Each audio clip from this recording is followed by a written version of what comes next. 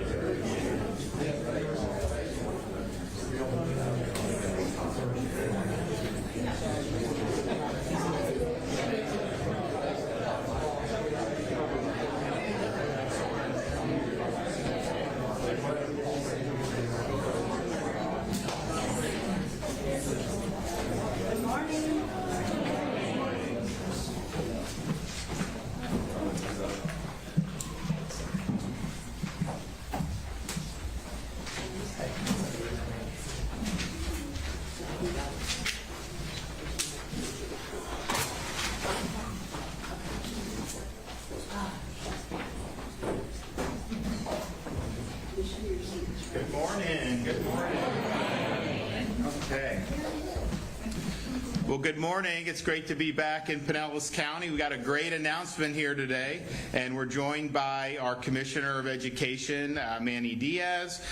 We have our president here from St. Pete College, Dr. Tanja Williams, Senator Roussan, the senator for this area, and then we've got 4 members of our board of trustees for St. Pete College. We have the chairman, Jason Butts, and we have trustees Gibbons, Cole, and Kidwell. So I want to thank you guys for all your hard work, and we're excited about what's going on throughout our whole university and college system, but particularly here at St. Pete College. Now, the backdrop for today's announcement is just recently, for the second year in a row, we were ranked the top economy in the nation by CNBC. Believe me, media does not like ranking Florida high. They do that begrudgingly, but they do. We're #1 in new business formation since I took office in 2019.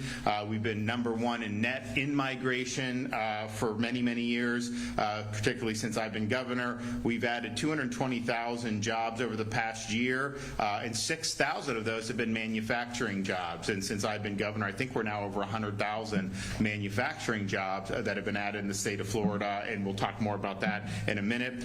44 consecutive months, Florida's unemployment rate has been lower than the national unemployment rate. Florida employers have added jobs in 47 of the last 49 months since May 2020 with COVID, and over the year, private sector job growth has exceeded the nation's for 39 consecutive months. And if you look at economic growth, since I took office in 2019 to the present, the U.S. economy has grown 11%. The state of Florida's economy has grown 22%. So we've doubled the nation in economic growth.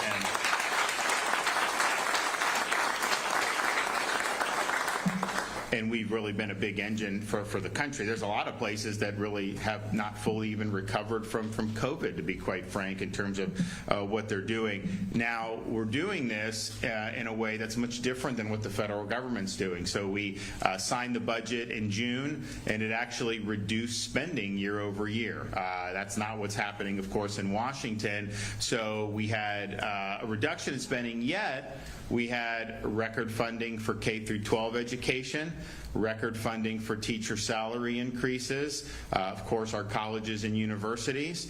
We had record funding for Everglades restoration and other conservation environmental stewardship efforts. We had record funding for highway construction and some of the things we need to for the roads to improve and to build new ones. We cut taxes by $1.5 billion, which is the second most in history. The year before that was the most that we've ever done in the state of Florida, and we were able to run a massive budget surplus. Since I took office in 2019, the entire debt of the history of the state of Florida from the 1800s to now, we've paid off 36% of it just in the last 5.5 years, and so we're continuing to do that. In the budget, we have an accelerated debt repayment program that we've done to keep doing that, and we only do it when it makes makes sense because sometimes you have these bonds and it's cheap, but sometimes you can retire early and save money. So we're doing all of those things and doing it really, really well, and so we're proud of that. One of the things that we've done is focus on workforce development and focus on education. And yes, higher education in terms of universities, that gets a lot of pub. We're ranked #1 for our public university system yet again. I mean, that's many years in a row now that's the case. Of course, not only is that good that is here in Florida, but we have not, since I've been governor, the amount of tuition that has increased since I've been governor is zero. Not 1 penny of tuition increase for our universities. So, you're looking at, if you're a Floridian and you have kids going through school, you could look to see, and look, it's not easy to get into these universities. I mean, when I was growing up in Pinellas and going to Dunning High, a state university was just considered you had to be a good student, but you did not have to be top of the charts. That's hard now. It's hard to get in University of Florida. It's hard to get in some of these places, which is really, really good testament, and we're happy. But you can send your son or daughter to a state university, and the tuition's about $6,300 on average for a Florida resident. Our scholarship program for K-12 is more than $6,300 per student. In terms of you go to a private 8th grade or 12th grade, that's more expensive than going to the top public university system in the United States of America. And if you are one of those top performing students, we fully funded Bright Future scholarships. You get zero tuition. And if you're a great student but maybe just one step below, you get 75% reduction with the Bright Futures. And so we've done very, very well with higher education. The quality, making sure it's focused on the core mission of education, not devolving into things like Columbia University where you have this crazed atmosphere. We basically said, you're going to try to take over our student lawns, you're gone. We're not going to put up with it. It's just not happening. And so I think having the right frame of mind has been very important. I think that's what parents want, and I think we're going to continue to do that. So that's been really, really good, and we're proud of all that, and I think the sky's the limit to what we're going to be able to do. I just tell some of these, like the University of Florida, Wall Street Journal ranked it #1 for all public universities in America. Can you imagine that? That's pretty impressive when you're going up against University of Virginia and some of these other ones. We just need them to be #1 in football again, and maybe Florida State. Who knows, right? We got to get some of them. We've had a pretty, this was a pretty good run. We had some good college sports. I mean, both UF and FSU made to College World Series in baseball in Omaha. We went up for the first weekend. They made it to the top 4, but they didn't make it to the finals. Florida State had a good run with football.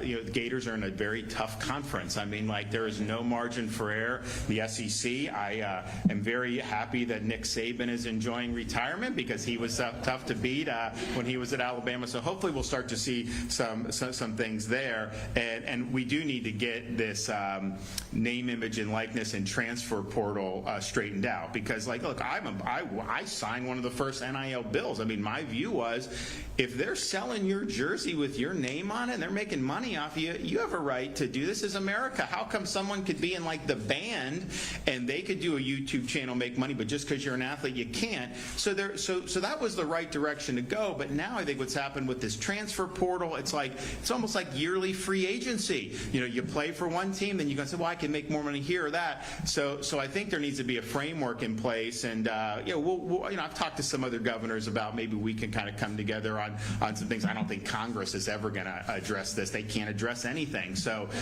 but I think that will really be important because the college sports is important. It's something that, and you grew up in Florida, in my generation, I mean, man, we were so fortunate to have really, really strong programs, particularly in football.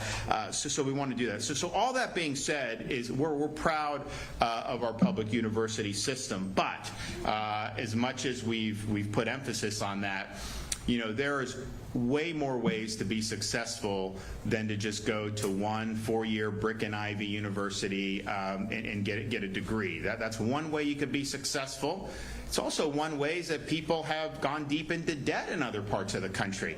Obviously $6,300. I mean, how much does it cost to go to a mid-tier private university? Most places are, I bet you 50, I mean, is tuition anywhere under 50,000 in some of those places? It's nuts. And so what happened was, and I think my generation, I remember being told, you got to go to four-year college, you got to go to university.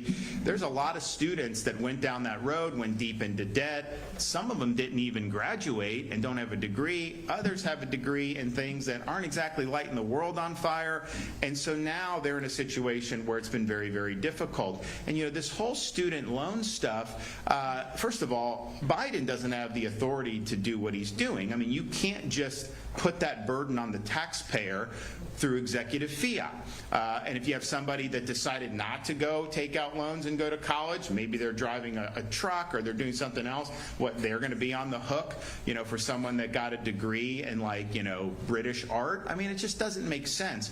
But a lot of these loans, these big universities made a lot of money off these loans. And so I think the universities should be on the hook for people that can't pay back their loans. You have a responsibility. If you're taking all that loan money, you got to produce students that are going to be able to make their way in the world. And if you can't do it, then you shouldn't be getting this loan money. So that's been a negative, I think, a big negative on higher education in the last generation. So there are ways where you don't go down that pathway. And state colleges and I know they do have four-year degrees now, but you have so many programs where you can go in at low cost and get equipped with skills where you can really apply that in a very meaningful way. We even do that in high school in the state of Florida. You can get certificates for welding, for aircraft. I mean, Elon Musk has hired kids out of high school over on the Space Course of Florida to go to SpaceX. You have people graduating in the Tampa Bay area who have job offers to work at the Port of Tampa because they have these skills. So we really believe in doing what we can to provide opportunities for our young people and, honestly, people who may be transitioning in life and wanting to go back and get skills that maybe they didn't get when they were younger. We want to be able to provide those pathways for folks. So when I became governor, I made all the points I just made, and I said we're in the bottom half of states for workforce education, and our goal is to be #1 by 2030. And I can proudly report we are not only well on our way, we are ahead of schedule on achieving that goal, and we're going to continue to do it. So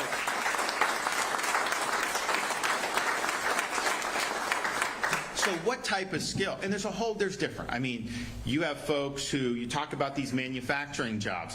When we're producing high school students that have skills in welding, when they were producing skills in electrical, when we're producing high school students in HVAC, in a state like Florida, all that is going to be in demand. You are going to be employed. There's no question about that. And I think the good thing about that type of education is you get those skills, you work, you have opportunities to start your own business in those fields.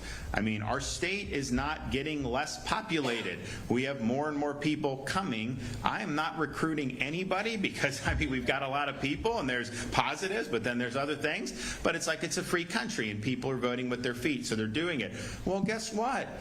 We need more people to have, we need more electricians out there. We need more people that can fix your AC. We need all this other stuff. So those are going to be great opportunities. Then you also have other fields that are in high demand, like nursing.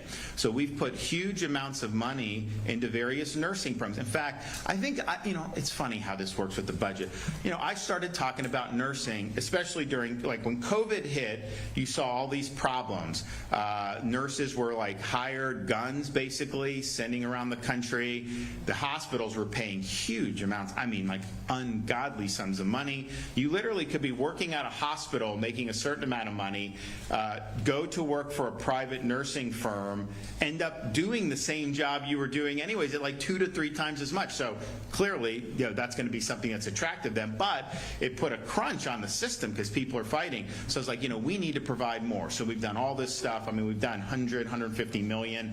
But I think word got out that that's something that I thought was good for the state. So in this year's budget, it's like if you just put the word nurse in it, they thought that somehow nurse, all this other stuff. No, I mean, we want to channel that in ways that are going to be productive. But nevertheless, we've had huge amounts of investment in that, and we're proud of that. And I think that's going to start bearing fruit. So you have that. Then you also have things, and I think St. Pete College is doing this in a variety of different ways. We have other state colleges that are doing anything where we're talking about skills that maybe you couldn't do in like a high school program, more advanced things that will really be meaningful to the economy, to also our overall state interests, and even our national interests. And so that's why we're here today, because I think that St. Pete College has an opportunity to not only build off what Florida is doing with workforce education, but to take this in a direction that is going to be very good for the people that go through the programs, good to attract businesses, but important for not just the state of Florida's best interest, but even our nation's best interest. And so today, I'm pleased to award $7.2 million here to St. Pete College to help us. You don't even know what it's for yet.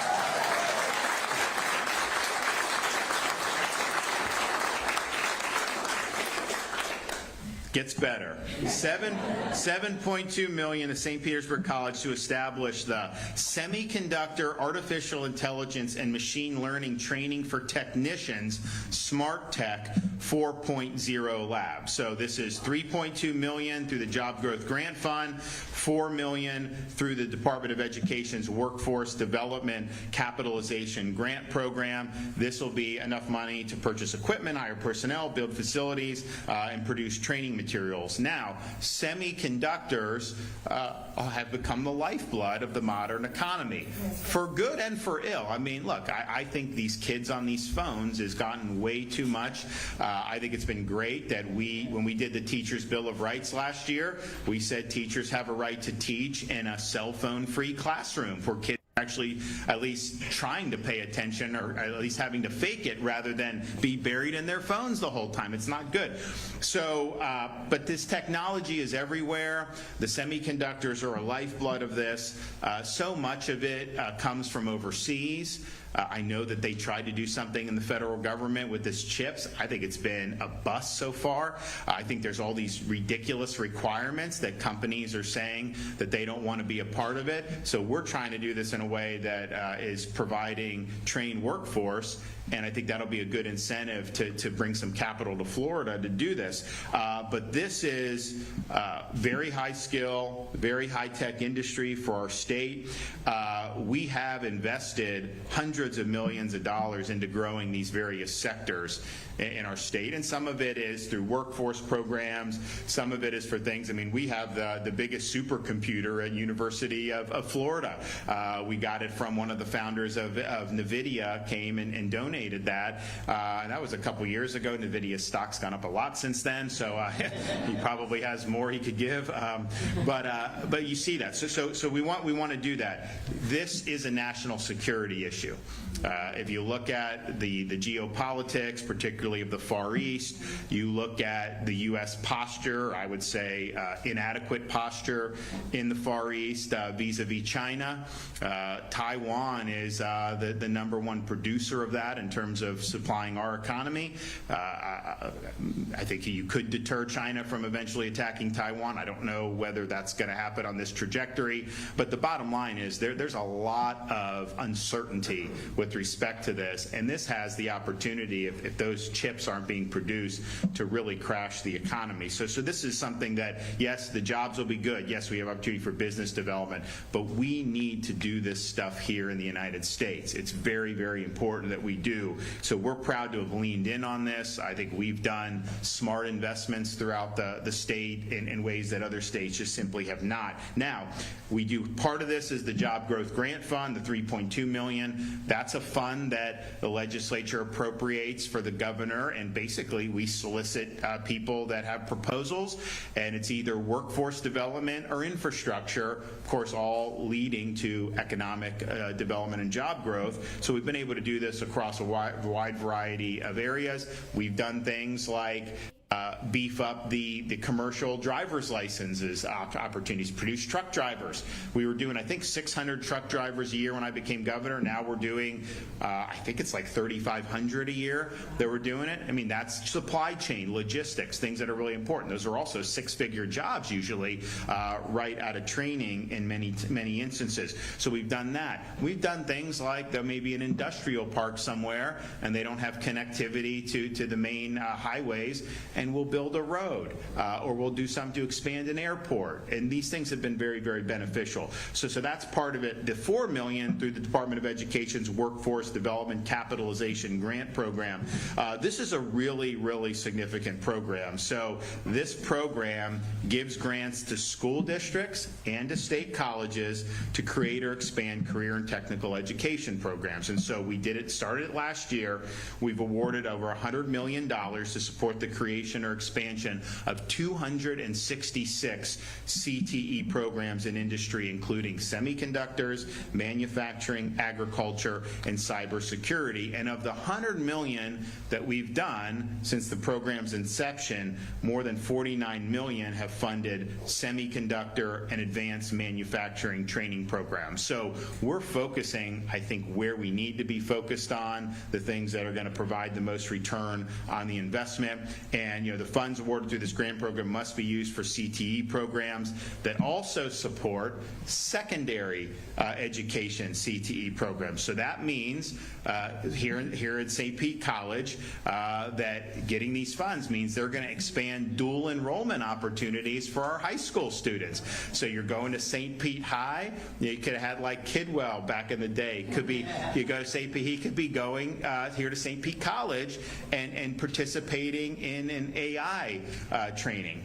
So this is also really, really good for high school students to be able to participate in this, and I think that that's going to make a big difference. And we have more opportunities for high school students to earn college credit and other types of post-secondary credit than any state in the country. I mean, we obviously have IB programs. We have the Cambridge that's brought in. We have advanced placement, but then the dual enrollment. To me, look, if you're going to go and pursue education beyond high school in one of our Florida institutions, the dual enrollment is really, really where it's at, because you earn the credit. It's not based on kind of one national test that your teacher may or not have taught to it. I mean, I know most of them do a good job with it, but this is just you're there, you're graded, and you go. So I'm a big believer in the dual enrollment, particularly as more and more students want to stay in Florida for education. So this is going to be a big deal.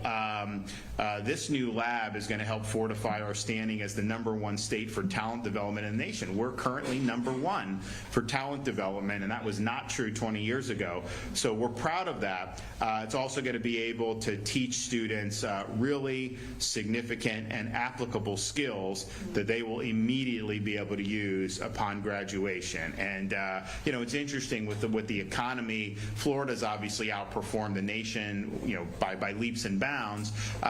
You have this situation where kind of like the prices on everything have been really, really difficult. Congress has spent, they've borrowed, president, all this stuff has driven this. Well, how do you get out of inflation? Well, one, stop spending so much. I would not bet Congress will ever stop doing that. I just think their incentives are. What's another way that you can do? Increase productivity. You talk to economists. If productivity increases, it can bring prices down, or at least put a downward pressure on that. All this stuff is really, you're talking about very productive endeavors that are happening, and it's going to make our businesses stronger. So we're proud of this. We're proud of the Job Growth Grant Fund, and I think the sky's the limit with what we're doing here in St. Pete College. So I want to thank everybody that's been involved in this. I think that this could be something that you see replicated in other parts of the state as we start to see the fruits from this investment. So congratulations to St. Pete College for the $7.3 million, and I know you'll put it to good work. And before we get moving on that, actually, I will present the check right now to Dr. Williams. $7.2 million. Okay. All right, here we go.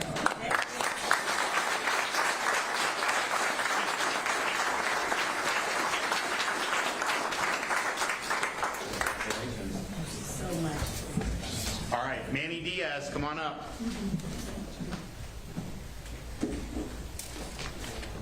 Good morning. It's great to be with you here on this great campus at St. Petersburg College, and I want to thank President Tanja Williams for her commitment and for hosting us.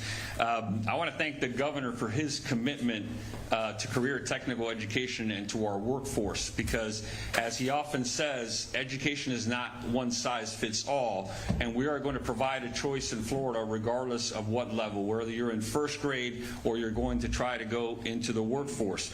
A traditional four-year degree doesn't always lead to a high-paying job, and the skills that students can learn in career technical education can pay off without having to be saddled with debt. Industries like manufacturing, semiconductors, cybersecurity, and construction all have high demand and high-wage jobs available that don't require a four-year degree.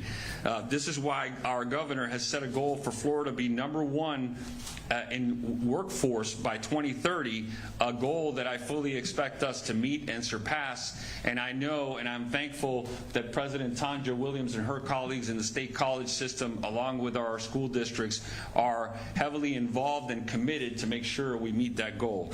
Today's award of $4 million through the Workforce Development CAP grant will provide new opportunities for students in Pinellas counties in advanced manufacturing, semiconductor industries, both industries that are growing across the state. As you heard, the governor mention the importance not only for our state but for national security. This funding will allow St. Petersburg College to create a state-of-the-art lab space and classroom that will help purchase equipment, technology to support student success.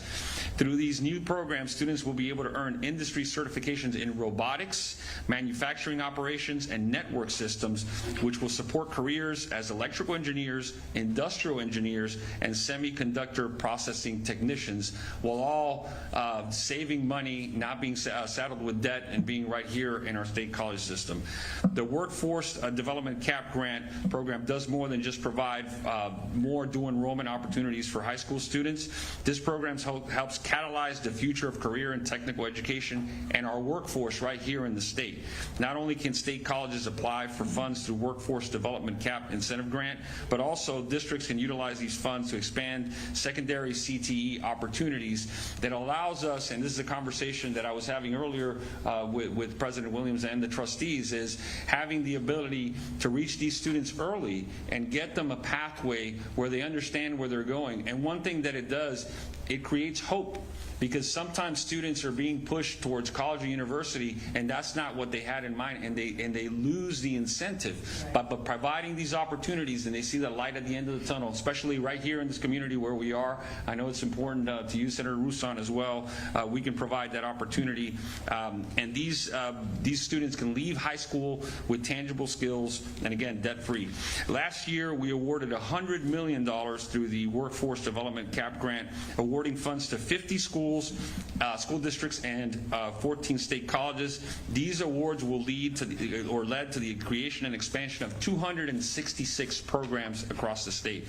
So I'm proud that the Department of Education is joining forces with the Department of Commerce so we can make a bigger impact across the state, and the students here at St. Petersburg College will benefit through the Job Growth Grant Fund Award and the Workforce CAP grant. The Department of Education is committed to providing every student with the best opportunities to succeed, whether they're in first grade or they're in college. Under the bold leadership of our governor, Florida's talent pipeline will continue to grow, attracting new businesses to the state while providing new opportunities for all of our students in Florida.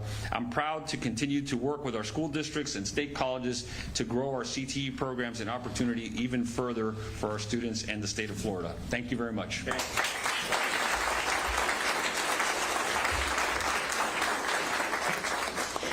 Thank you, Governor DeSantis, and welcome to St. Petersburg College's Midtown campus, the home of the new Smart Tech Manufacturing Lab. Your investment in workforce development training is a testament to your commitment to empowering Florida's workforce and driving prosperity throughout the state. It underscores your strategic vision for Florida to lead in growing a skilled and competitive labor market Thank you so much. This investment would not be possible without Commissioner Manny Diaz and our Chancellor Kevin O'Farrell from the Florida Department of Education and Deputy Secretary Jason Mahone and his team from the Florida Commerce.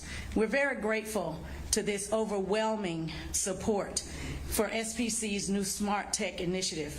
Thank you to our Board of Trustees for your leadership and your guidance, our elected officials, business and community partners, and members of my beloved St. Petersburg College family. The Florida Job Growth and Workforce Development Capitalization Incentive Grants will help us build a new South County Smart Tech Manufacturing Hub in the heart of the Midtown community in St. Petersburg. This manufacturing hub is focused on advanced manufacturing. That is one of the region's most targeted industries here in the Tampa Bay area. We will offer accessible and high-quality training and degree options in areas such as semiconductor, mechatronics, automation, and robotics. Programs of skill that advances completers to an exciting career and making a lot of money. Some of the certifications are short-term and could be completed in as few as 15 weeks. The goal is to get individuals to work faster and in jobs that provide an excellent career pathway. Not only will this training hub help adult learners, but it will also build a manufacturing pipeline for the future by offering dual enrollment courses in clean room technology and semiconductor through an associate's degree. Our employer partners, we could not do this without you. You've stood in the gap with us from the very beginning. And I just want to read the names of a few of those who have been here with us from the beginning. Plasmatherm, Honeywell, Jabil, Lockheed Martin, and EEI Manufacturing. Not to mention Pinellas County Government, Pinellas County Schools, and CareerSource and our Urban League. At St. Petersburg College, we are striving to provide students with an education that leads to better jobs so they can live better lives and we can build better communities. Mr. Governor, today you brought us closer to that goal. Your bold commitment to funding workforce training in the great state of Florida has made all the difference. It's a game changer. Thank you for making the lives of Floridians a priority through education. We appreciate you. We appreciate the work. This manufacturing hub is going to help a lot of individuals make more money, live better lives, and enjoy what they have accomplished for generations to come. And we want to thank all of those workforce partners out there, those who want to join me and give us more equipment and money and help. We will be glad to take that. All I can say is together we are stronger. Let's do this. All right.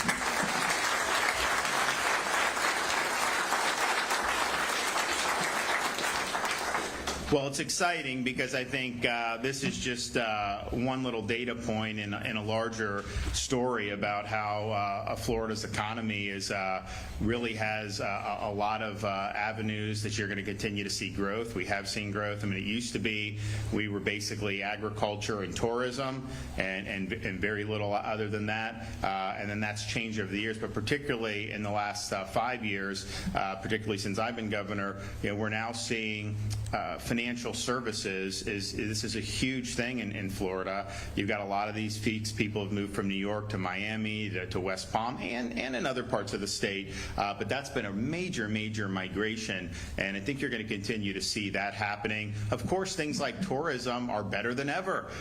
We've led consistently the country in tourism. Of course, during COVID, particularly the first year or so, we were like the only place you could travel to and be normal on vacation, and so people like that, and so they came here in huge numbers. But if you look at what's happening, you're going to have Universal's opening up Epic Universe next year. That's going to be I think the biggest park that's ever been done. You're going to end up seeing more in the theme park area. You're seeing more with resorts, golf destinations, all these different things. That is going apace.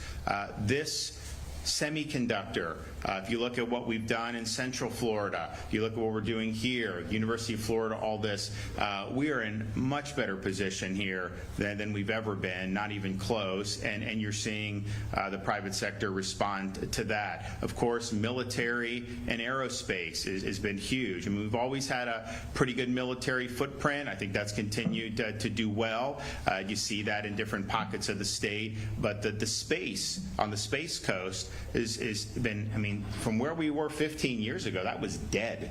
And now we're in a situation where this is really, really strong. I mean, we need more capacity at like the ports and all this to be able to accommodate everything that's going there. So we're really the hub of the space industry, commercial space industry, and we're fortunate with that. So there's all these different things that we're continuing to do well on, and we're going to continue to go from there. But that was always the thing people would say is, well, Florida's economy, you know, can kind of do well. Like when we had the housing market was going up in 2000, 2005, it was like that was going, you still had the tourism and the ag, but then when that busted, it was like people were really left holding the bag. I mean, it was Florida did way worse during the Great Recession than many other states did, partially because there were so many eggs and only a few baskets. It's a much different picture now. You know, you got a very diversified economy, and I think that's a testament that people want to go. They want to live and work and raise their kids in areas that are positive. Businesses want to be in areas that are good. I think we're always rated in the top few for business climate, and I think you're going to continue to see that. And we've done a lot to improve that just since, I mean, just how the judiciary has gotten better. It used to be you get it to the Florida Supreme Court and they would rule against you, and you knew that was happening. Now I think a lot of businesses have faith that, okay, here's what the law says. That's what the law will actually be applied in court all the way up to, and that adds huge amounts of certainty, and that's really, really good. Of course, no income tax in the state level, and we won't have that, but we've been able to reduce taxes all across the board for consumers and for businesses alike. So this is a really, really good story. We're going to have more awards from the Job Growth Grant Fund. We're going to have more from the Workforce Capitalization Fund, and so we're not going to rest. We're going to continue going forward. Okay, with that, take a question or two. Governor, we asked about presidential politics for Sure. a moment. It was only 90 days ago that Donald Trump selected J.D. Vance to be his running mate. I think your thoughts about that. And on the other side, I know you give advice to Democrats, but there are names being floated for Kamala Harris as running mate. Well, I don't think they'd listen to me. I mean, I think clearly we wanted to run against Biden. You know, I've been dealing with Biden since I've been governor. It's just the reality is he shouldn't have run in 2020. He was in the basement. He used COVID to be able to do that. And then it's really people have seen the decline over these years. It's just the reality. And when he agreed to do that debate, I told people, I was like, you know, get your popcorn out. This is not going to go well. And it was probably, it's I think without question the most consequential presidential debate in history, because and I said it the night after the debate when we were on TV, I said his campaign ended tonight. It will either officially end at the convention when they pick a new nominee, or it will officially end when he loses in November, because there was no way he was going to be able to win. And so, you know, as a Republican, you know, I wanted them to stick with Biden. I didn't think they would. I knew that this was likely going to be something. And so, to me, I think that the Trump-Vance ticket was an incredibly strong position, you know, against Biden. I think that they can beat whoever comes, but Biden was the guy we went against. Now, if I had to pick someone once Biden stepped, I would probably pick Harris to run against. I think that she's been, her tenure as VP has been disastrous. She was put in charge of the border. The media was running with that in 21. Harris will be the oversee border. Now they're saying, oh no, she wasn't overseeing border. And these are the same reporters who wrote 4 years ago are now writing the opposite. They're running interference for her because of all the failures. That border ranks near the top of the failures of the Biden-Harris administration, and so she was there. If you go back and watch her statements for when she was running for president in the 2020 cycle. I mean, she basically said, have an open border. She wants taxpayer-funded health care and benefits for illegal aliens. She doesn't think you should deport somebody that's come. So she is, as bad as Biden's been on that, she's even more liberal on that. You look, she wanted to get rid of all private health insurance and said, let's just junk all that? Really? How many of you want the government to take away your private health insurance? I don't think a lot of Americans want to sign up to that. She supported confiscatory tax increases. She's been weak on crime. Now she's saying she's a prosecutor, she's tough. She was raising funds to bail out the rioters during the BLM riots in 2020. Are you kidding me? She was saying that Minneapolis needed to do more of what was going on. So I don't think who she picks is going to make a difference. Now, I've also said, and this is just true, the media turned on Biden after that debate. They had basically tried to cover it. If you had said Biden wasn't up to the job 3 months ago, they would say you're a conspiracy theorist. Then once it was made bare for the whole world to see, they immediately started saying, hey, this guy's got to go. So they knifed him in the back, and they've been going after him. But they're not doing that because they're trying to help Trump. They're doing that because they want the Dems to have a better candidate so that they can beat Trump. And so they are going to elevate Harris, if she ends up being it, in ways that I think is going to, like, people like me are going to be, you got to be kidding me. But that's what's going to happen. So Republicans need to be prepared. I also think it's possible that, if Harris falls on her face over the next few weeks, I think it's absolutely possible that they go a different direction at the convention. Remember, these are just, these delegates can vote who they want to. They're pledging now. But if some of the powers that be say, no, we need to go in a different direction. So I think it's going to be a very interesting 3 or 4 weeks in the political scene.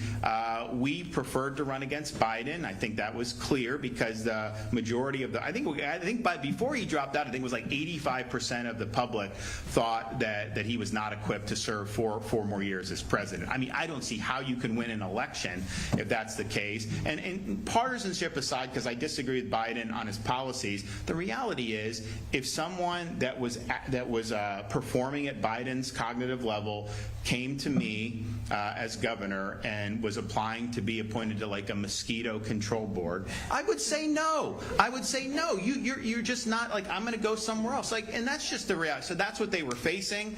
That was an insurmountable hurdle, and so they pushed him out. But I like our chances better. Although I will say that, look, I'm not going to give advice about VP, but I will say this: you're starting to hear it on I think CNN and some of these others. You have this governor in Pennsylvania. I don't know much about him. I mean, I saw that he was saying, like, he was supporting gender ideology and a lot of things that I know I wouldn't go for. But people are saying in the media and on the left, well, she can't pick him, because he's Jewish. And I'm just thinking to myself, what does this country come to, or what does this Democrat Party come to, when in order to win the election, they have to virtue signal to the Hamas caucus? That is unacceptable. And if you have to virtue signal to the Hamas caucus to win an election, you should not win that election. Governor, the state's universal school vouchers program expanded last year. It had a bit of a rough rollout with payment delays and communication issues with Step Up. We're hearing that some... I don't know. I disagree with that. I mean, I'll tell you, when I go around, people come up and say, and like, I'll be around, be in a gas station, be in like a restaurant, and people will come up to me and they will say, my buddy just texted me, so I told him you were here, thank you for the scholarship. Thank you for the scholarship. Parents all across this state are grateful for what we've done, and so I think it's been good. Now, Manny can address, issues on the administrative side.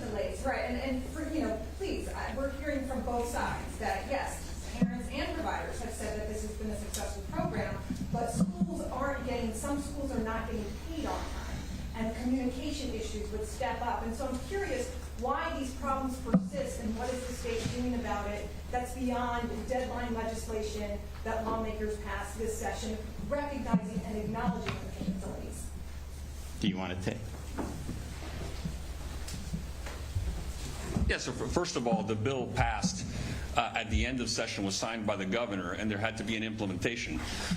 when you go to the expansion of the eligibility, remember that there has to be a check and balance to assure from the department side to verify the students are not enrolled in a public school at the same time that they're taking the scholarship. So what happened is that first entry, there was a verification process that we had to make sure. What happens is a student's in a public school, they go and they take the scholarship. Those schools will keep that student as an enrollment until finally they release it before the official count. And that verification process, we had to be assured. So in the first year, there was a 30-day delay purposely from us to make sure that we had cleared that all out. But all of the schools received their payments. On the other end, there's also some misinformation where sometimes they're ready to receive the payment. But remember, on the other end of that, schools have to verify the student's enrollment. There's a process that schools actually have to submit to Step Up to verify that the student is enrolled. And on some occasions, some of these schools were flooded with new enrollments, and it took them a little longer to send that in. All of those processes have been changed and have been streamlined. In fact, Step Up has a brand new CEO who is looking at all these processes to ensure. But overall, it was a success. And yes, there are individual instances where a payment can be delayed if some of those boxes are not checked or some of those documentations are not sent in by private schools. And the overall point, though, is ultimately, why are we doing education? Why is the state doing it? Is it to benefit bureaucracies? Is it to benefit interests? Or is it to benefit students and to benefit families? And our approach to education is the whole purpose of this, when we go out there and talk, it's to benefit students and to give opportunities for families. Now, not every family prior to these programs had the means to be able to send their child to the school of their choice. We've addressed that in a number of different ways, but most significantly with this universal choice program. So now, like if you're in Pinellas County, you have scholarship, you can go to private school. You have options for charter schools, which are public, but they're not controlled by the school district, and they're entitled to no students. You know, it's like when I was growing up, like, you know, I lived in Dunedin. Dunedin, you'd have a certain number of kids. That's where you went, right? They're entitled to no students, and so they have to produce a product that parents are going to say, that's where I want to send my kids. But then, even within the school district, you have opportunities to go to different programs. You can go to school across town, across the county, whatnot. And so a parent in Florida has real agency. They have real serious choices that they can make to better the lives of their children and to give their kids an opportunity to do very, very well. That is meaningful. That is something that no other state has done at our level. And I think what Florida has done has caused other states to follow through and to continue on this. And what you're going to see now, because the money follows the student, that's in Florida law, there's going to be people that are going to be able to start schools knowing, if I get 300 kids from southern part of Pinellas County, if those families want to come, I know the money's going to be there. Some of them may have been able to afford that, but maybe some of them not. But now, because the money follows the student, we're going to be doing it. So this is also opening up entrepreneurship opportunities within the realm of education. And parents are going to have so much power to be able to make these decisions, and the places that do well are going to prosper. And if parents are choosing not to go to other areas, then they're not going to do as well. But I would point out, Florida's ranked #1 in education last 2 years in a row. If you look at our charter schools, so this isn't even talking about the Step Up and the scholarships. These are all public schools, charter schools. Our population now that's in there is about 400,000 students. Now that is as much or more than probably the K-12 population of half the states in this country. So you have 400,000 students, disproportionately low income, disproportionately racial, ethnic minority. Those 400,000 charter students, if that was its own separate state, they'd rank in the top 5 in student achievement in this country. So this is something that has worked.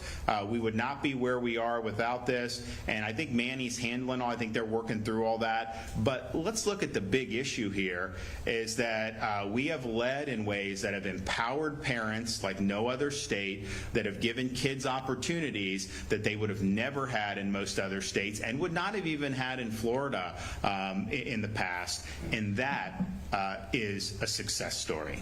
Governor, in Hillsborough County, the school board is now suing the county commission to try to get a property tax increase referendum on the ballot to raise teacher pay.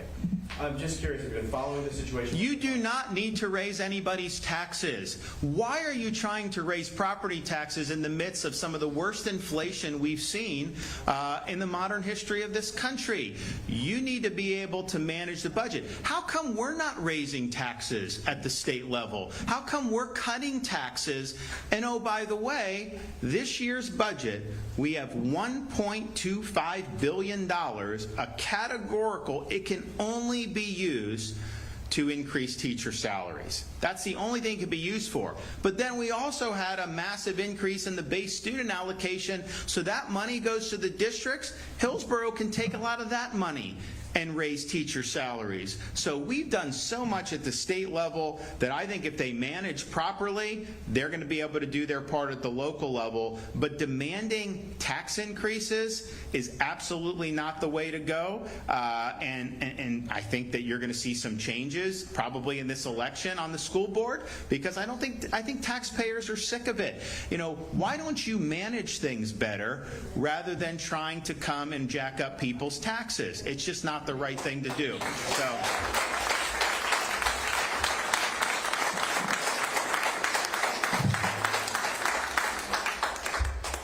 What sort of leader do you hope to see at UF as they start their new presidential search? So the questions about University of Florida and the vacancy there in the presidential office. Well, one, I would just say we have a lot of great people, Floridians, and even people that aren't Floridians who have connections to the state, who served on the Board of Governors and on the various boards. And I would say the University of Florida's board has really, really high-quality people. And I think they've done a fantastic job. They'll be really the ones that are going to be leading that effort. But what we want to do is we want somebody that's going to lead. We want to be very clear that we're dedicated to the pursuit of truth in higher education. We're dedicated to academic rigor and high standards. And we're dedicated to these institutions playing an important role in preparing our students to be citizens of this republic. We do not want our institutions of higher education to turn into propaganda machines like Columbia University. We don't want to have a situation where all these demonstrators take over the university, where they harass Jewish students and do. So we've seen higher education go off the rails in other parts of the country. I think that has done incalculable damage to those institutions' brands and reputations. I think it's hurt their academic quality. And so we have an opportunity to continue on a strong path, but we've got a lot more to do that says, you know what, that's not what higher education is all about. We're going to have a place where people are going to be able to explore ideas. We're going to have a place where there's order in the court and you're not having the inmates run the asylum. But we are going to be focused on actual strong academic achievement. And I'd note one of the things that we've done since I've been governor is we said, you know, just because you get tenure, that is not a license to stop working. And if you talk to people who've done universities around the country, who've overseen them, who ran universities, been on boards, the number one financial drag on universities is unproductive tenured faculty. So what we did is we created a law that said all tenured professors must undergo review every 5 years and can be let go for poor performance. And so you've seen that happen in some instances. I think you'll continue to see a churn. But we didn't just say do that. we gave $100 million to the universities, so a president of a university or the board, they can go recruit new faculty. So if you got somebody that's doing well in engineering at MIT, they're making $200,000, you can offer them $250,000. If you got a history professor at Princeton that we want to come to be in our Hamilton Center for Western Civilization Studies at UF, you can go and you can make an offer and bring them on board. So I think there's an opportunity for a president of UF or any of our institutions, because we do have more that are up for grabs, and you're going to see that unfold. You have an opportunity to really attract high-quality talent. We're giving you the resources to be able to put the money where your mouth is. Look, you know, there's a lot of these professors, and you see at Columbia, you see some of the nonsense. Like, to me, I don't want to spend a cent on that. But we've got some really good people that are doing, I'll pay them more. Let's pay more to recruit and retain the folks that really are doing, I think, what we want to see. So it's a good opportunity, but I will let that board lead and explore kind of how that is going to go about. You know, I was not somebody that was involved necessarily in their past selection. That was something that they were, and it just, I don't know how it developed. Someone said you should check this out, but that's what happened. So I'll let them lead that effort, because I have confidence that they're going to do something that is going to be really, really good. And you know, when you have the U.S. News, I think, had UF 5 for public universities, so that's behind Berkeley, UCLA, Michigan, and Virginia. You know, those are universities. I mean, Virginia's been around since Thomas Jefferson. I mean, that's a long time. So for us to be in there, and then we're also, I think, Georgia Tech's in there, North Carolina, you know, that is a really great spot to be in. Wall Street Journal had UF ranked 15th overall in America, public or private. So but they were the top-rated public, but just think, to be 15th overall, I mean, you've got a lot of good private universities out there. I mean, you got MIT, you know, you've got, you know, these Ivy League schools used to be, I think, viewed as the pinnacle. I think that's lost the luster with how they've behaved over the last recent years, and I think you're starting to see people recognize that. I mean, donors are pulling back money. They're not funding these universities like they used to.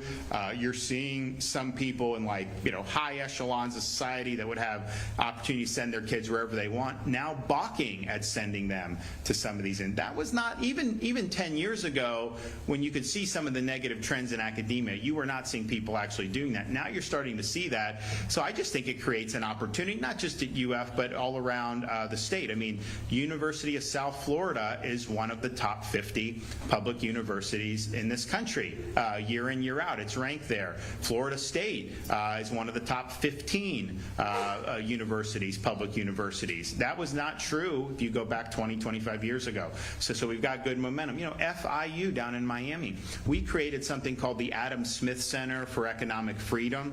And what that's been is kind of a focal point for economic and political freedom all throughout the Western Hemisphere. They've had a number of former heads of state from different Latin American countries have been a lot of them have been fellows there, and they're doing that. And trust me, in Latin America, we need a new birth of freedom, because the governments there are not doing well, and they're going very, very left. So it's interesting the niche that has done. I think this Hamilton Center at University of Florida, I think 5 years from now, people will look and say that it's the premier academic center for the study of Western civilization in the entire country.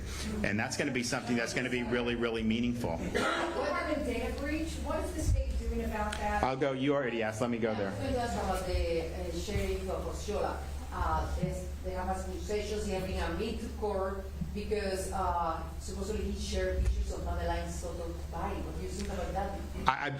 I didn't necessarily. The sheriff of Osceola. Osceola? Being summoned to court because accusations of he shared pictures of Madeleine Soto's body. What do you think about that? So I don't have all the facts on that. I mean, I heard that there's an investigation going on.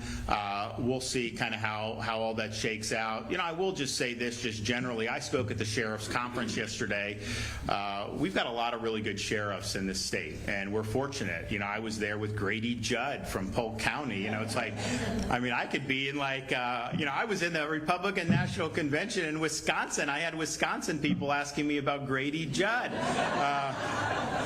So we're proud of that. This year, because Miami-Dade has changed, they're going to have an elected sheriff. So we're going to have 67 sheriffs throughout the state of Florida, and we've worked very closely with them, and we understand how important it is to maintain law and order. That's not happening in all parts of the country. So we're seeing. But one of the points I made yesterday is, yes, we focus on, we have the squatters taking over people's houses. We ended that scam in Florida very quickly. You have some of the retail theft rings.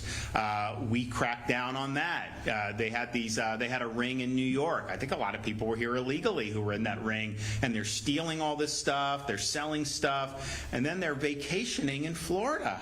And they're like, well, why don't you just steal in Florida and stay down there? And like, well, no, you steal in Florida, you go to jail. They're stealing in New York where nothing happens to them. So we've been dealing with these things, I think, in a very positive way. That's why the crime rate's at a 50-year low. But what I think that we're seeing, and these are just discussions I'm having with people that are not in government anymore, but are plugged in across the world, former military, former intel.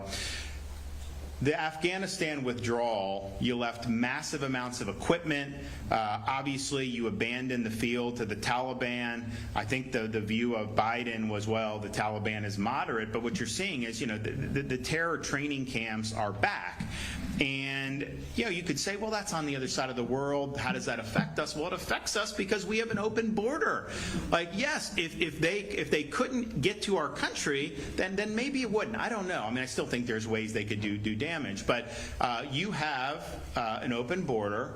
That is how they are going to want to do this. And so, these are folks who have sources there, and this is all just like open source stuff. They're saying that this is going on, and they're trying to move people in, and they probably already have across the border, and they're not going to do another 9/11 like World Trade Center, or maybe they will, but that's not really the focus. The focus is, trying to replicate what happened on October 7th, doing that in a community in the United States, which is bad enough. But I think what's even more scary is the federal government, I think their view in these agencies is that somehow jihadi terrorism is a thing of the past. It is not a thing of the past.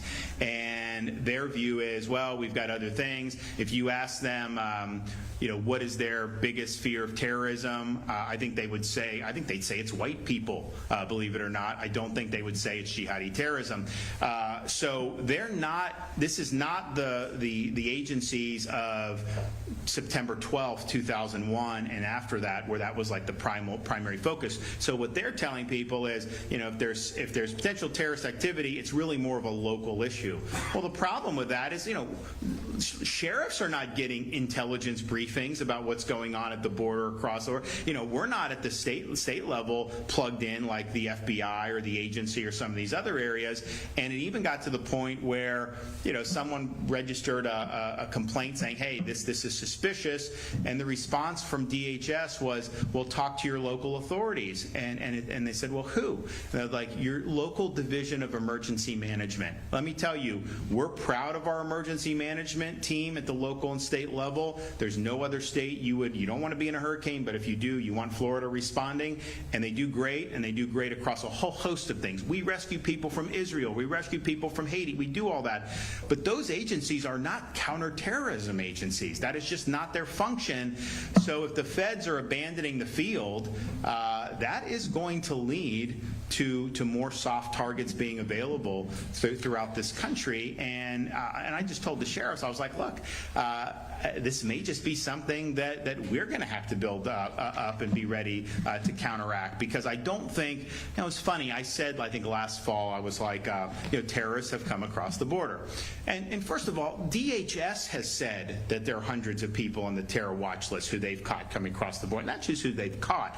And some of the media go, oh, that's not true or whatever, and people have been arrested to be affiliated with it. Clearly this has happened, but even if you didn't have any evidence of it, are you honestly telling me that you could have 10 million people pour across the border illegally and our enemies not seek to exploit that even one time, it defies credulity to think that that could be possible. So this is a threat. You know, I let the sheriffs know this is something we're going to have to take serious. I thought that how they left Afghanistan was a disgrace to this country. The fact that we lost 13 service members was a disgrace to this country. And you know, I think it's also just important to point out, in light of that, in light of the dishonor that came with that operation, the people that served defending in the global war on terrorism, although the veterans, we got a lot of veterans in the Tampa Bay area, you know, that service was very, very meaningful. Who would have thought that after 9/11 we wouldn't have had another 9/11? Most people thought this was going to be happening, and part of the reason that didn't happen is because those folks were out there risking their lives for us. And so for the veterans who particularly served in that theater, just know there's a lot of people that understand the sacrifice and really appreciate it. I know that it wasn't appreciated with how things have gone down, but it was very, very meaningful service. Okay, guys, I got to run. Thank you.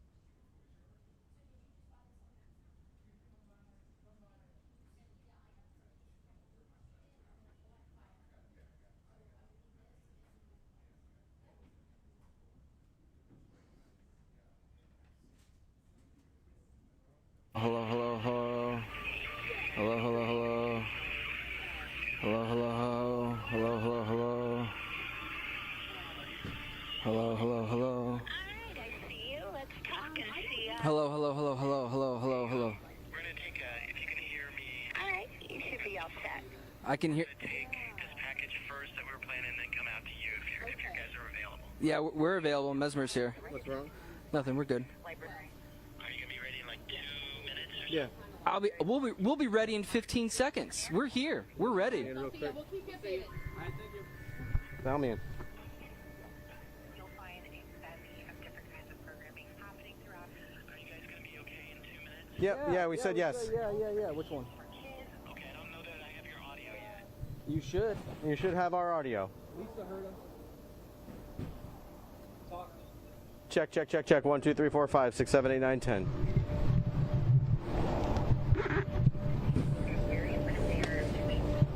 Can you have them double check your audio? Check. 1, 2, 3, 4, 5, 6, 7, 8, 9, 10. Check.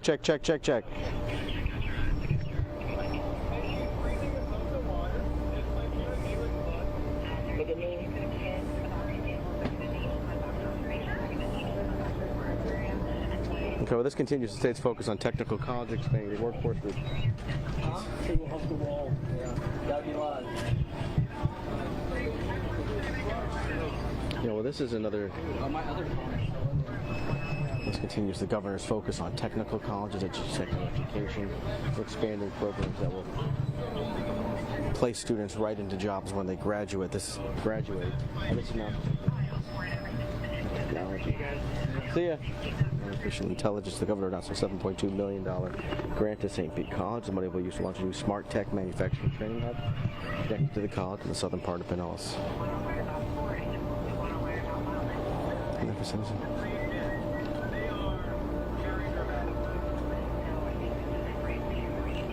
Well, I'm going to sneeze. I'm glad that happened now and not in a minute. There you.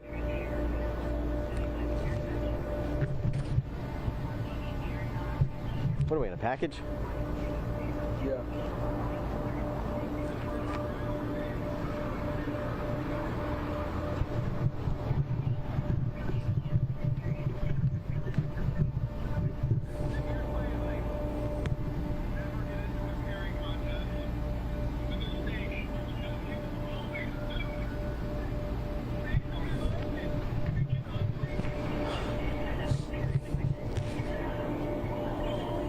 On technical colleges expanding the workforce.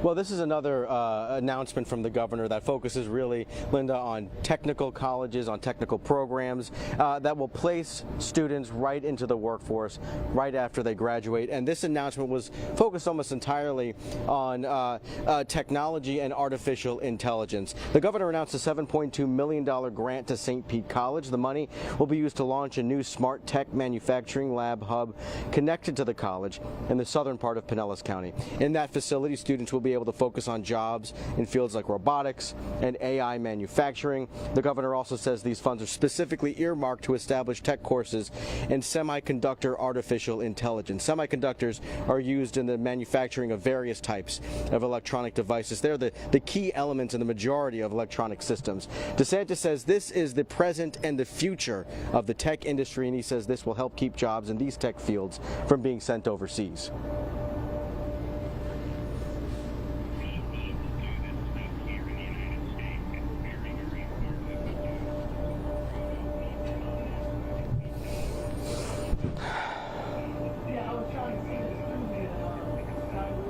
Yeah, the same grant program has been used to fund $100 million in technology, safety, and security programs at colleges and high schools across the state. The programs at St. Pete College will teach students applicable skills that they can use to immediately work out in the workforce. And some of these educational programs, Linda, will be able to be completed, we're told, in just 15 weeks.